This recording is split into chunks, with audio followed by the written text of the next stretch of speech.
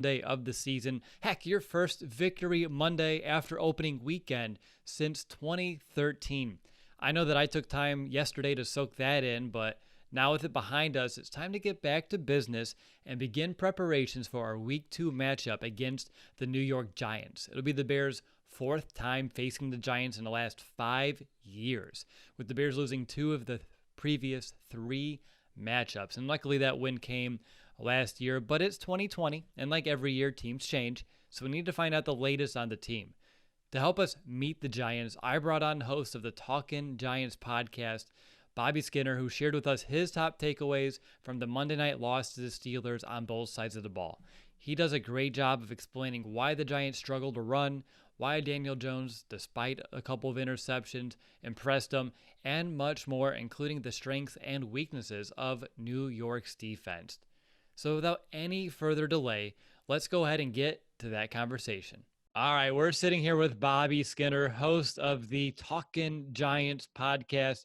Bobby, tough loss last night for you. Monday Night Football, Week 1 season opener. I know you did a little post-game show afterwards, but we're back here Tuesday afternoon, and I appreciate your time to hop on to help us meet the New York Giants this week. But how you hanging in there, man? Doing all right. Losses suck. It doesn't matter how it happens. It doesn't matter how many positives there are. Losses suck. I don't believe in moral victories. But the Steelers were a really good team, so I don't think I always go into every game expecting that we can find a way to win, but the Steelers were a really good team. So there's some positives there, especially in the places where you want to see the positives. But overall, a loss sucks. So it's the stuff doesn't hit the next day like it does after a win. Nope, you're absolutely right. And unfortunately, both of us, I think we know just how much losses suck. And weirdly enough, we know each other pretty well, not personally, but our teams do. They've been playing each other now for the past few seasons. And Bobby, I'm just going to ask you a few questions on your offense. We'll transition over to your defense and we'll wrap things up here. So just to begin, overall for the offense, it wasn't the best night. I'm just curious of your thoughts on Jason Garrett and his debut as your offensive coordinator. We can talk about that offensive line in just a second. I know that wasn't really up to snuff, but seeing that Jones threw it 41 times, only 16 carries by your running backs is probably not how you envision that game going, right? Yeah. We ran into a lot of heavy boxes, and I didn't like that. But I had the stat. I used it on the podcast earlier. But basically, when I'm not really like a huge analytics guy. I think some people go like I think analytics are useful, but also like some people just die on them. The Giants, when on first down, when they passed the ball, they averaged like 8.5 yards per play. When they ran the ball, it was less than a yard, and they just kept on putting themselves behind. And they had 4 first down runs that were negative rushing yards. And it was just because we were doing these 3 tight end sets and just running into the box. Granted, we only had 4 wide receivers with Golden Tate out. But, I mean, it was just a struggle, and it seemed like Jones was he was the one putting the team on his back a little bit, obviously not enough to win. But there wasn't, like, any plays where it's like, man, the scheme on this. A couple screen plays that were really nice. But I don't overreact, so I'm not gonna be like, Jason Garrett, he's the worst offensive coordinator. But after one game, I wasn't really thrilled with it. Understood, and I think that's understandably so. And when you're looking at the lack of execution with your running game, I think it starts up front. I know you had some heavy boxes, but that offensive line in general, it seemed like they were losing at least one of them throughout time to time, those one-on-one matchups, especially your tackle, Cameron Fleming. Thoughts on him, and is he a concern for you heading into week 2? Yeah, Fleming was a concern the entire offseason. He was signed to be the swing tackle, which was okay, and then Solder opts out. It's not like Solder was inspired a lot of hope, but Fleming's just not that good, and I'm not mad at him because I never expected him to be really good. I always knew he was going to be the weakest link on this offense, and he proved to be that. But he also didn't get a ton of help with Evan Ingram, being the guy next to him. So Cam Fleming struggled. I don't know how they go about that. There's some ideas of switching guys on the offensive line around a little bit, maybe starting our third-round rookie. I'm not sure, but they have to figure out a way to deal with Fleming struggling because it's not just a matter of him going up against T.J. Watt. He's just not that good, and we kind of knew that when we signed him. Sure, and this week for the Bears, you have a Khalil Mack perhaps we get a Robert Quinn healthy here, which I'm sure you've seen a decent amount of during his time in Dallas with the Cowboys going up against the Giants a couple times a year. But I did see a stat, and I know you're not a big stat guy, but your running backs were getting contacted, I think, like 1.3 yards behind the line of scrimmage on average. Did you expect the line to struggle to that degree? No.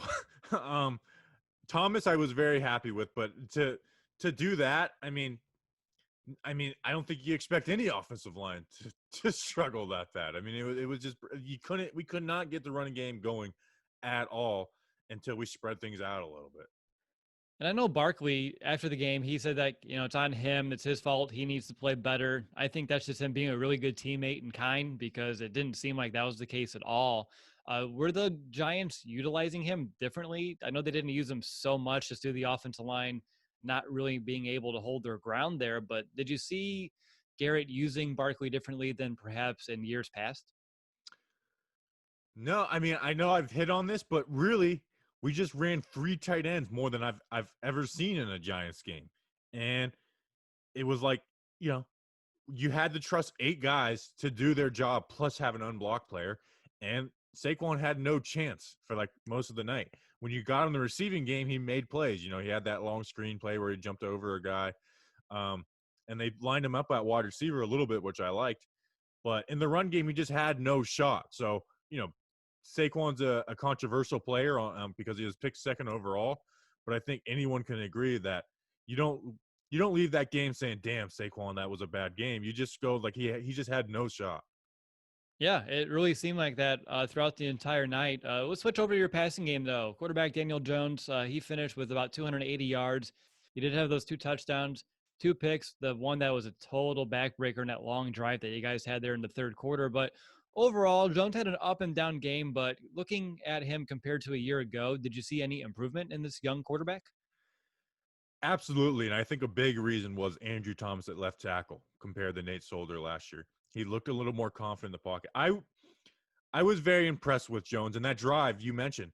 That drive was so gritty. So many plays where like it reminded you of early Eli, where he just kind of backpedaling until finally he could find someone, would get a first down. 4 for 5 on third downs in that drive, 1 for 1 on fourth downs, and was just making plays. 3rd and 14 to Slayton. Seems like Slayton seems to be the number one target. He's kind of established himself as that after this game. So it was just gritty play after gritty play, running the ball, putting 2 hands on the ball compared to last year where he had the fumble issues like crazy. You guys know that in our matchup last year. Mm-hmm. So I love what I saw, and I think Andrew Thomas being like his blind side helped that, and having the bad tackle in front of him, like Cam Fleming. So that's where it's like we kind of dealt with Cam Fleming in the passing game a little bit. But that interception, man, was just a backbreaker. It changes the whole conversation about his game. If he doesn't throw that interception and they pound it in or kick a field goal, you're talking about how good Daniel Jones looked against a great Steelers defense. But instead, the conversation is like he had a boneheaded play in the red zone, his first NFL red zone interception. So I feel good about him. I liked him a lot.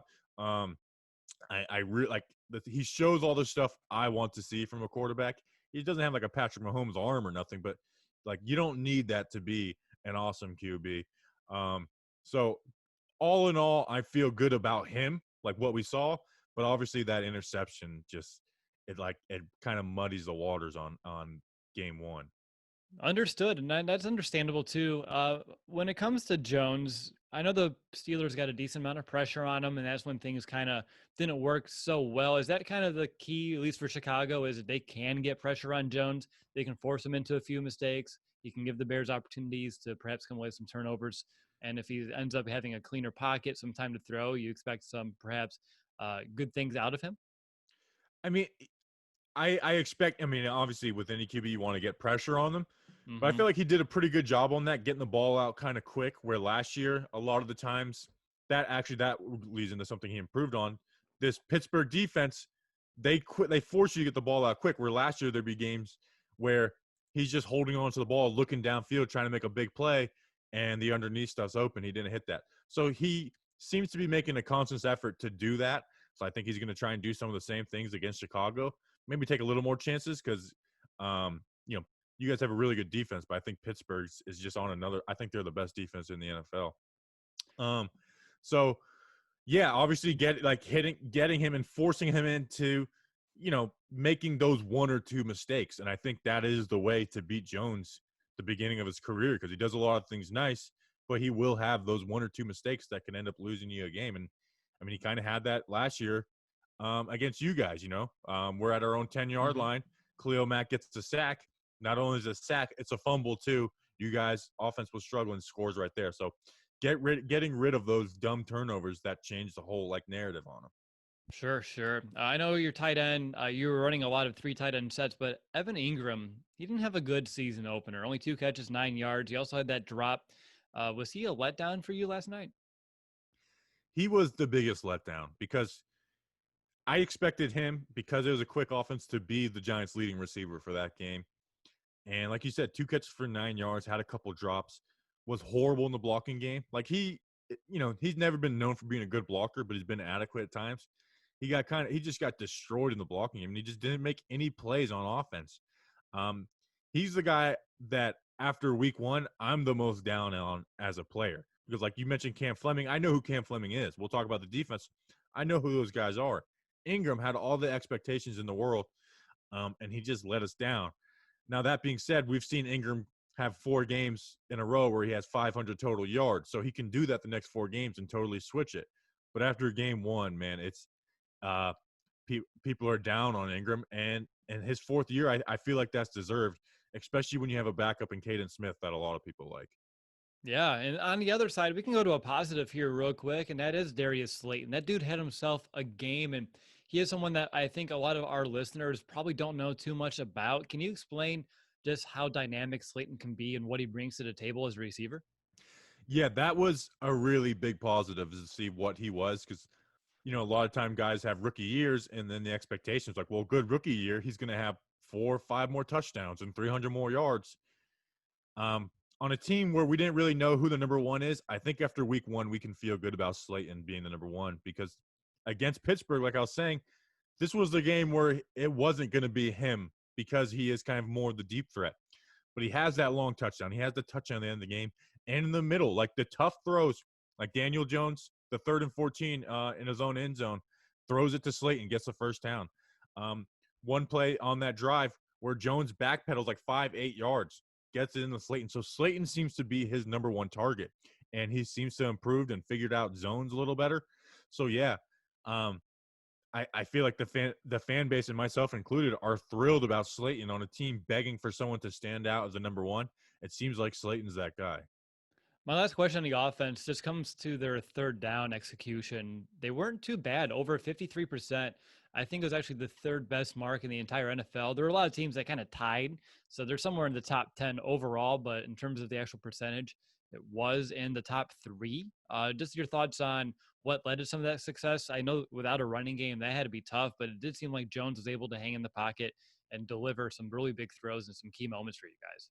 I missed the first part. What do you say that we were top 10 in? 3rd down offense. 3rd down. Okay, yeah. I really think, like you said, Jones was put in bad situations because they were running the ball like on 1st down and being in 2nd and 14, 2nd and 11. And I think it's the thing I like about Jones is the fact that he is just kind of cold-blooded in a sense, where it's like he just doesn't get affected by pressure. So he just kind of held in there. When he knows he needs to make a play, he makes it instead of, checking it down. 3rd and 14 in your end zone, a lot of guys are checking down the ball there. He fits it in a window between 3 guys to Darius Slayton. So that is, that's where you're excited about Jones, is that he is willing to make those plays. He's going to make a mistake here and there, but the fact that he's willing to make those mistakes or make those plays and learn from them, that is why you're excited about Jones. And that was the Giants were good in that area last year too with Jones. So it's just kind of that mentality of like, hey, I'm going to get the first down no matter what happens here. Sure. I mean, Bobby, if he's willing to make those mistakes this week, I'm not going to complain. Just a heads up there. Yeah. Hopefully none of those are this week or any week after. Or maybe they're not after a 19-play drive or at your own 5-yard line. Maybe get them at like the middle of the field or something like that. Yeah, you guys chewed up about a whole, a half of a quarter? That's over. the It was whole like game. 8 minutes. It was brutal, man. Tough. Let's switch over to your defense, though. I want to know. I love starting in the trenches. What should Bears fans know about your defensive line? Because I thought they had a pretty decent debut. I know they let up a lot of yards on the ground from Benny Snell, but guys like Leonard Williams, he was a bright spot for you, just wreaking havoc in the backfield, being around the football. And I'm just curious your thoughts about your defensive line unit as what they displayed, what I would call some flashes of potential. Yeah, Dexter Lawrence and Leonard Williams impressed big time. Those were two, like one, Dexter Lawrence was a rookie last year, so you want to see him make a jump. And Leonard Williams was kind of like, he's just the guy that like gets close but never gets it done. Leonard Williams played awesome, and he set stuff up for the defense. Dexter Lawrence played awesome, chasing down screenplays, had a sack. They both had sacks. Dalvin Thompson, I haven't got to like go back and watch to see what he did, but we liked what he did last year. So that defensive line, I feel like that's the position on the Giants that you feel the happiest about. Did you like all those fronts that you guys were throwing out there? I know there was some speculation entering the season. Would you guys be running a 3-4, a 4-4? And it seems like you're running a little bit of both. And I saw some two-man fronts as well. So you guys were being a little creative on defense, which is always interesting to prepare for, at least from my perspective. Yeah, our defensive coordinator Patrick Graham preached that he was multiple.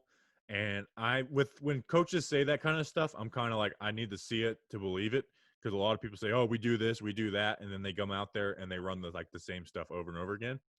It truly was multiple. Where, like you said, there was times where we were rushing four, and the positions that we're rushing was a linebacker, a defensive lineman, a corner, and a safety. Like, did some different things. Like kept the Steelers ended up figuring some stuff out, but kept like kept like changing things up and not just letting them totally figure out what they were doing. Really, the only thing I didn't like was on the 2-minute drill, we just kind of went man coverage heavy, and Big Ben just kind of tore it apart. Sure. What are your thoughts about that radar, I should say, defense on third down, where you saw some of everyone just kind of standing around, mucking around, trying to just confuse Steelers in terms of who's doing what, who's rushing, who's dropping back, and kind of muddy up their plan. I thought it was interesting. I know it worked early, and then it seems like Pittsburgh was able to pick up on some of those cues, but it's rare when you see something like that, at least in the NFL. Just curious your thoughts on that. I love that kind of stuff because it's just and he does it on third down. And I'm a big believer that on third down is when you try stuff out, because that's when they're trying to, like, you're trusting what you've seen before. So I love that on third down, Big Ben has 8 guys standing in front of him, and he has he kind of knows 4 are coming, but he has no idea which 4 are coming in. And then whichever the other guys that drop out, he doesn't know what kind of zones they're going to go into. So that is the kind of stuff I love about Patrick Graham. Like I said, he wasn't good with the Dolphins, but those were the kind of things when you went and watched the Dolphins that is like, I love what he did that. And that was probably my favorite part of what Patrick Graham did last night. Now, for me, entering this week with a quarterback that we know when he has to think a little bit more, Mitchell Trubisky, mistakes often happen. He doesn't play up to his potential. And when I see that on third down for the Bears, by the way, dead last in the NFL and third down conversions last week to start off the season, only like 2 of 11. That worries me a little bit, at least from my side of things. Yeah, and going up against Big Ben, who's 38 years old, he figures stuff Exactly. out eventually. Where with Trubisky, that's why Giants fans feel a little more confident. Is like, okay, let's confuse this guy, and Graham's going to throw. There will be plays that we run this week that we didn't run against the Steelers, and just trying to confuse Trubisky. I mean, in the last year's game, when he throws that deep ball and it's an easy interception. So that is like the excitement of going up against Trubisky, is that he can have good games, and it seems like he did this last week, but he's also someone that you feel confident that you can do some different things against. Yeah, he had a good end of the third quarter, fourth quarter, which at the end of the day, that's all that matters. We were able to come away with the win. Switching back to your defense, though, Bobby, what are your thoughts on Blake Martinez in his debut in New York? He led the team in tackles. He was very active near and around the line of scrimmage. He's someone that I have a lot of experience watching, just being in the NFC North so long in Green Bay. So I'm just curious to your thoughts about him being on your defense in week 1. I'm interested to see what your thoughts, because you guys saw him so often, where it's like I watch, when we signed him, I watched 5 games of him and then kind of, formulate an opinion.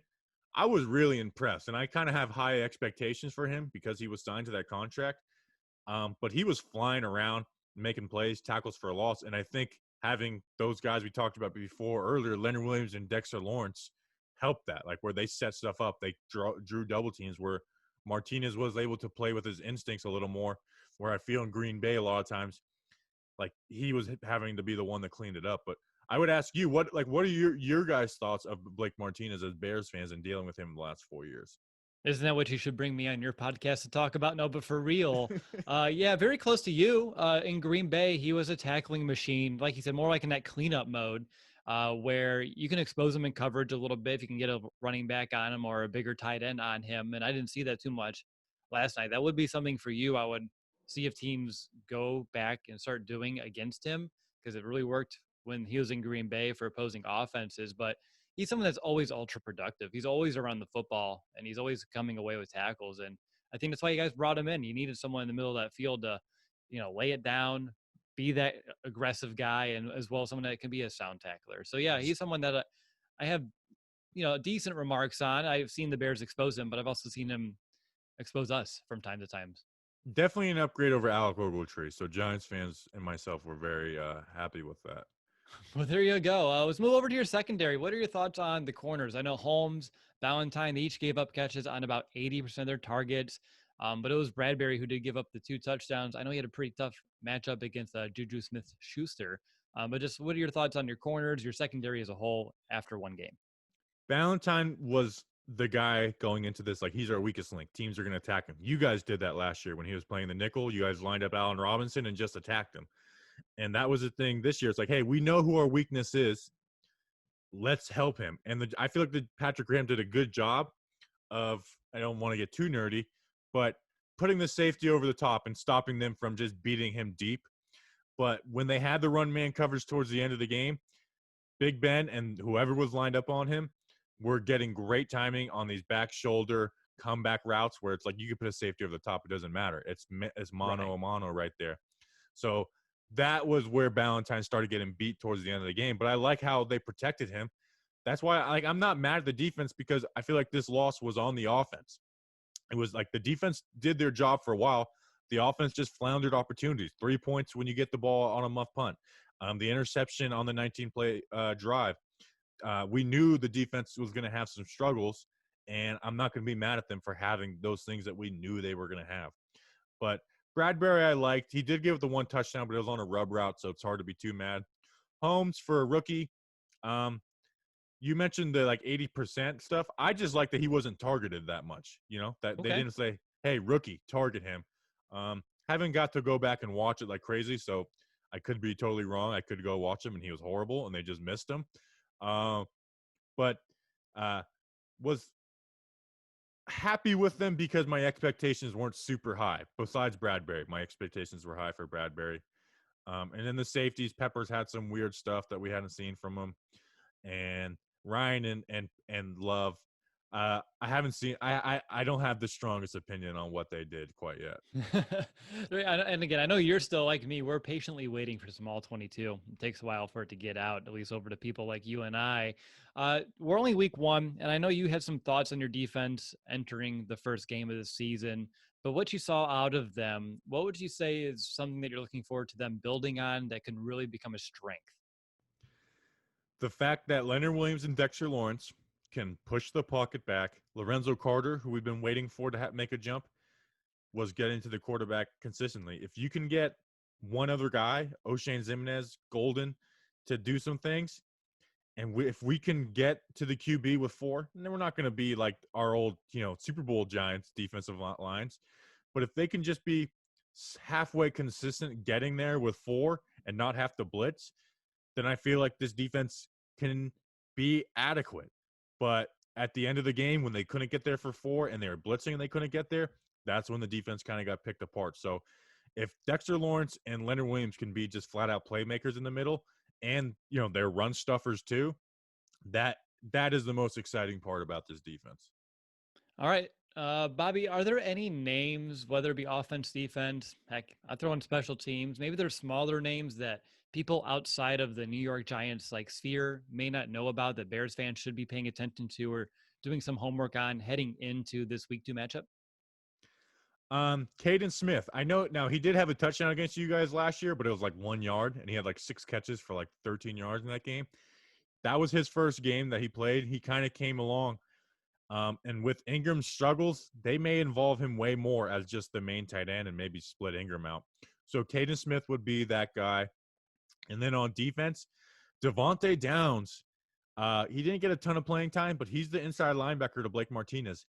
He wasn't even on our radar at all going into camp. He was a 7th-round pick. The Vikings ended up cutting him last year. We claimed him. So Devonte Downs came out of nowhere and took that inside linebacker spot. So Downs is a guy to check out. Now you guys have to find someone off the street with the last name Distance, and then you can have Downs and Distance as your linebacking core. I'm just waiting for him to get a 4th down run stop, and we can call him Devonte Turnover on Downs, but that we didn't get that quite yet. But as soon as that happens, it's not going to happen this week. It's not going to happen this week. We'll do it next week, but that's a really good one to hold in your back pocket. No going for it on 4th down. Okay, I got it. We did that, I think, our very first drive of the game on Sunday. So it's definitely something that I would not be surprised to see happen here, at least from our side. But Bobby, is there anything else that maybe you and I didn't talk about from the Giants in their game last night that you want to make sure our listeners know about the team heading into the season? Basically, expect something new from Patrick. Like on 3rd down, Patrick Graham, look for it on the first 3rd down for him to do something weird, and I guarantee you he will do it once or twice in the other game. That's something I noticed from Graham. So he's going to do something weird. Watch for that on 3rd down. But besides that, man, I think we kind of hit on everything. Unless we bench somebody for, do we do an unexpected benching? I think we hit everything, man. Nice. I mean, weirdness on 3rd down is going to be an awesome note that I just jotted down just to keep an eye out on Sunday afternoon. That's an interesting one. I don't think I've ever written that one down specifically before, but I like it a lot. I just have one more question for you. It's how I end every Meet the Opponent episode. It's a 2-parter, and the first part is, why will the Giants win on Sunday? Well, the Giants will win because Daniel Jones, if he did some good things against the Steelers defense, he can do it against the Bears defense, which is really good. And the other one would be Mitchell Trubisky. I know there's some people that still believe. He had a good game. I haven't watched it yet, but I think that's what Giants fans are clinging on to is we're playing against Mitchell Trubisky, and I'm sure you guys hear that from the opponent kind of often. Unfortunately, yes. And unfortunately, it became more prevalent last season. 2018, we didn't really get it too much. Last season, towards the halfway point, it started coming out a little bit. And starting this year at the same boat, hey, maybe he can turn that around and we'll have a different answer when it comes to this question in the future. But you never know. I root for you guys though. I love the Chicago Bears. I'm really close with the Windy City Gridiron guys, Robert Smits. Yeah. Like me and him, we've talked a good amount of times. Lester Wilfong, Aaron Lemming. You guys have a great community. Like you guys have so many like Chicago podcasts where it's like you check their page and they have 10,000 plus followers. So you guys have a great fan base. When you're not playing against us, I definitely root for you guys.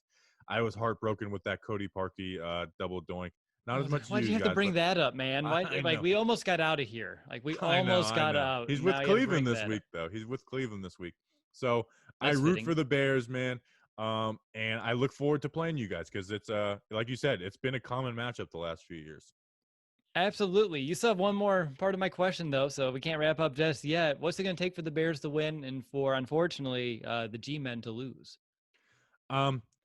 Trubisky to do quick throw. Like if we play man coverage for Trubisky just to be accurate, which is that I feel like that's what Trubisky's good at, and just have Khalil Mack dominate Cam Fleming all game and basically do what the Steelers did. Khalil Mack dominate Cam Fleming, dominate that run game, and Jones will do some good stuff, but get that 1 or 2 dumb turnovers that he can do. And that's the way you'll win is because I don't expect us to light your guys' defense up. And I feel like, our defense isn't that good, but you also I feel like it's strength versus strength and weakness versus weakness this week. So let Khalil Mack cook against Cam Fleming. All right. The kitchen is officially open. Appreciate it so much, Bobby. Really great insight throughout this entire episode.